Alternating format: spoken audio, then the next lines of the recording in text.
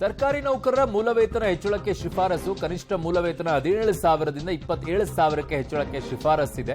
ಈಗಿನ ಶೇಕಡ 17 ಮಧ್ಯಂತರ ಪರಿಹಾರ ಮುಂದುವರಿಯುತ್ತೆ ಅಂತ ಮುಖ್ಯಮಂತ್ರಿಗಳು ಹೇಳಿದ್ದಾರೆ. ರಾಜ್ಯದ 7ನೇ ವೇತನ ಆಯೋಗದ ಅಂತಿಮ ವರದಿ ಈಗ ಸಲ್ಲಿಕೆಯಾಗಿದೆ. ಬಹಳಷ್ಟು ಸರ್ಕಾರಿ ನೌಕರರು ಕಾಯ್ಕೊಂಡು ಕೂತಿದ್ರು, ನಮ್ಗೆ ಯಾವಾಗ ಆಗುತ್ತೋ ಇದು, ಯಾವಾಗ ಆಗುತ್ತೋ ಅಂತೇಳಿ ಬಹಳಷ್ಟು ಕೇಳ್ತಾ ಇದ್ರು ನೌಕರರು.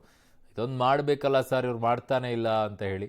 ಬಟ್ ಅದಕ್ಕೆ ಅನೇಕ ಚರ್ಚೆಗಳು ಬರ್ತಾ ಇತ್ತು. ಗ್ಯಾರಂಟಿ ಯೋಜನೆಗಳಿಗೆ ದುಡ್ಡು ಹೋಗ್ಬಿಟ್ಟಿದೆ, ಈ ಅಷ್ಟೊಂದು ದುಡ್ಡು ಕೊಡೋಕ್ಕಾಗತ್ತಾ ಸರ್ಕಾರಿ ನೌಕರಿಗೆ ಮತ್ತೆ ಅಂತ ಹೇಳಿ. ಕಾರಣ ಮತ್ತೆ ಪೆನ್ಷನ್ ಬೇರೆ ತಂದಿದ್ದಾರೆ ಕೆಲವು ಏಜ್ ಇದರಿಂದ ಇಯರಿಂದ. ಸೊ ಹಾಗಾಗಿ ಇದೆಲ್ಲವೂ ಆಗುತ್ತಾ ಇಲ್ವಾ ಅಂತೇಳಿ ಇವತ್ತು ವರದಿ ಅಂತೂ ಸಲ್ಲಿಕೆ ಮಾಡಿದ್ದಾರೆ. ಸರ್ಕಾರ ಏನು ಮಾಡುತ್ತೆ ನೋಡೋಣ. ವರದಿ ಕೊಡಲಿಕ್ಕೆ ಸರ್ಕಾರ 3 ತಿಂಗಳ ಅವಧಿಯನ್ನು ಹೆಚ್ಚು ಮಾಡಿತ್ತು.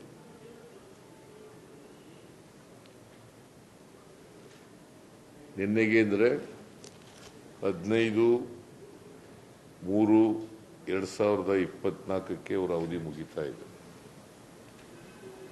15/3/2024 ಅವರ ಅವಧಿ ಮುಗೀತದೆ. ನಿನ್ನೆ ನಾನು ಮೈಸೂರಿನಲ್ಲಿ ಇದ್ದದರಿಂದ ತಗೊಳಕ್ಕಾಗಲಿಲ್ಲ ವರದಿಯನ್ನು. ಅವರು ವರದಿ ರೆಡಿ ಇಟ್ಕೊಂಡಿದ್ರು.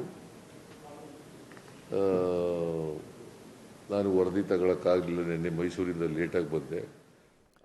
ಸೊ ಇದನ್ನೇನಾದರೂ ಈಗ ಹೆಚ್ಚಿಗೆ ಮಾಡ್ತಾರಾ ಗೊತ್ತಿಲ್ಲ. ಈಗ ಹೆಚ್ಚಿಗೆ ಮಾಡುವಂಥ ಹಂತದಲ್ಲಿದ್ದಾರಾ ಅಂತ ಹೇಳಿ. ಸೊ ಈಗ ಸದ್ಯಕ್ಕಂತೂ ಚುನಾವಣಾ ದಿನಾಂಕ ಕೂಡ ಘೋಷಣೆ ಆಗಿದೆ, ಕೋಡ್ ಆಫ್ ಕಂಡಕ್ಟ್ ಬಂದಿದೆ. ಈಗೇನು ನಿರ್ಧಾರವನ್ನು ತೆಗೆದುಕೊಳ್ಳೋಕೆ ಆಗಲ್ಲ ಅಂತ ಕಾಣುತ್ತೆ.